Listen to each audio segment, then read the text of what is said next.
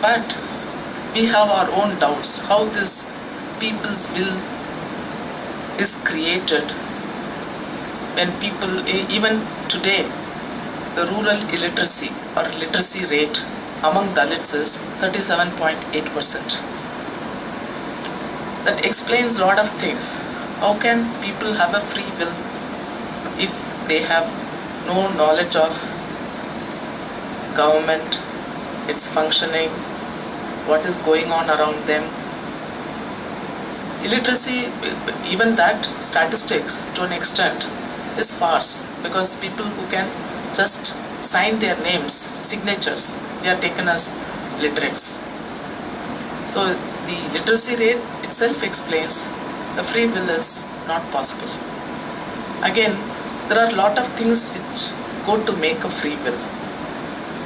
That people's will, media, information, education, institutions, customs, traditions, beliefs, all this go to make people's will. But are people free to make their own judgments? So here comes Ambedkar. The things he talked about freedom, each one phrase, demands at least an hour discussion. But there is no time to discuss each of this, because freedom from fear, it says. How can, I recall, there was an incident where I was addressing the Dalit land right movement in Tamil Nadu, a local campaign it was. It was in Valayapatti village in Karur district. And we hear about double tumbler systems, one for the Dalit, one for the non-Dalit. And I was preaching against it. A lady who was sitting under a tree very far, she was watching and she was shouting at me, "What are you doing? You are coming and spoiling the young people. You instigate them and they are going to fight with the Gaundars there. And later on we have to go and beg before them for our jobs." So this economic dependency creates its own dynamics. And landlessness is the common feature among Dalits of India. And for their livelihood, they depend on caste Hindus. In such circumstances, the free will is not possible. Now, which is the basis of constitutional law on which the state of apparatus is functioning is itself is false. How can the state be normal and delivers justice, development, equality? It's very difficult. So I will come to the point later how we can strengthen the will or our protests or whatever it is little later. But I want to examine this. Now, justice is the sole function of a state in a nutshell. I worked in the state, I was part of the state apparatus. I was not a very important person, but even then, I thought I am so small and I am so insignificant, and how I could get noticed. That was my serious worry. So when I was posted as collector Vellore, within a week, the SP of the district was transferred. He was also Dalit. He was Mr. Rajendran. I said, when the collector and both the SP both are new, how can we, function well? At least I need somebody who knows the district and who can advise on law and order situation and all that. So the Deputy Secretary to CM, whom I was talking to, he said, how can in a district a SP belonging to scheduled caste and a collector belonging to scheduled caste be posted together? You see, I wasn't noticed. There was surveillance on me. There was surveillance on us. What we talk, what we do, where we go, and how should we perform. All this are monitored by the state apparatus. I was happy in a way, I am an important person and people are scared of us. really, because I can explain another situation where I was answering the Jain TV, and he started off with a tone very Anglican, very snobbish, and because I was campaigning for a Christian president for India. So in that context I was interviewed. But when I was talking about identities, and democracy is not only equality, also it is represented by identity as well. So I was trying to sell this idea. So when I was talking about identity, I said I am a woman, I am a Dalit.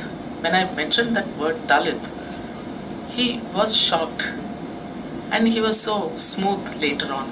I was very happy about it. See, the whole nation is watching the Dalits, maybe in a negative sense, that they should not come up, they should find out ways and means how to suppress them, how to keep them in the same situation. So we are being watched, we are being noticed, but in a very secret manner.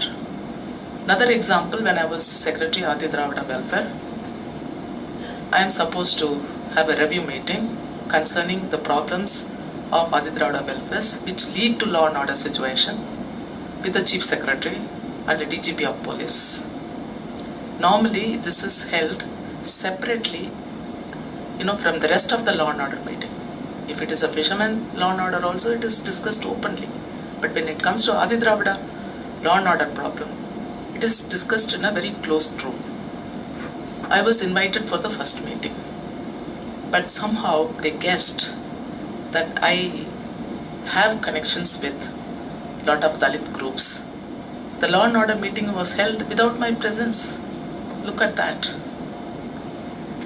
And also Muslims, also very sensitive people in India, they are being watched, surveilled. And their issues also discussed in very closed forums. I happened to be in one of those. I heard the Chief Secretary saying how to keep the Muslims, silent is to feed them every morning with a breakfast and some exercises. So how policies are evolved with people, look at that, because with this I guess what must have been discussed, the NREGP program. It's just a dole. I see people, the women go to the bunds, tank bunds or any common area, and they sleep under the trees and they get their salary and come. And government is not worried about it. They are not able to extract work out of them. There are no proper records maintained. And it is another way of corrupting the panchayat chairman, because they write a false account and take most of the money and pay maybe 80 rupees if they have to pay.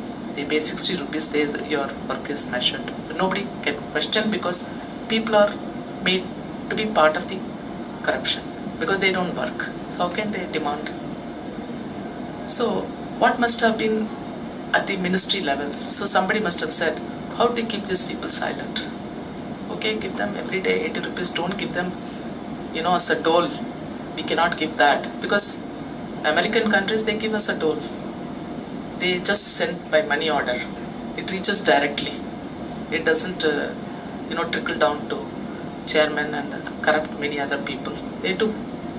So these discussions, I am able to perceive how the whole state apparatus thinks about Dalit, because there is no think tank established by the state apparatus to think about the status of Dalits. Tell me which institution thinks about them. The planning body doesn't have a cell. Even if it has a cell, some of the members in the Congress party, they'll be made members and they are supposed to call scholars and they will have a discussion, and after that the scholars also will forget about it, the members also will forget about it, because they cannot insist whatever the deliberations of the committee should be accepted by the planning body, because they don't have a say. So this is just to satisfy that it is being discussed and all. But how many of such suggestions has been really practiced? Say for example, Tangaraj committee. in Tamil Nadu, which says 2 acre, at least 5 acre land should be given to the Dalits. Who has taken the pain to implement it? Nobody. Because these committees are appointed just to satisfy. Again, I have my sincere doubt. Recently, the Congress government has announced promotion in reservation. The bill will be passed. This is only a strategy, just to keep the scholars happy and keep talking about it. And positive vibration for, I won't say conversion of votes, a positive vibration towards Congress. Because BJP in any case is going to oppose it. And the backward classes, they will not support it, or they will extend a conditional support. In any case, it will not come. I'm not saying if it comes, it's well and good, but the motive is not that. So the motive is just to keep us talking about it. Keep talking. See, this word, this terminology, keep talking, very important. But they don't realize how this is very important. People who advise us to keep talking, they don't realize how important it is. There was a discussion on special component plan, and through which I prepared a small paper, and MIDS Mr. Radhakrishnan has published it in his book. As a result, I was invited for Mr. Chidambaram's meeting, because Chidambaram, once in 5 years, he would call a meeting of Dalits, and there are brokers to organize that. I'm sorry, I'm saying member of Legislative Assembly as brokers, because after that they vanish and they don't follow it up. So some members of Legislative Assemblies will come to us, IAS officers, SC/ST Employee Association, all well-wishers of Dalit communities.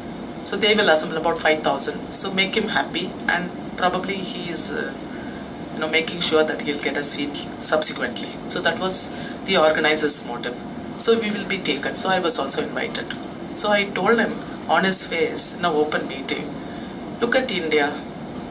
See, even the worst form of slavery which existed, of course, can't be compared. Slavery in US and the situation in Dalit, it's not comparable. But maybe two different systems, but how they handled slavery there.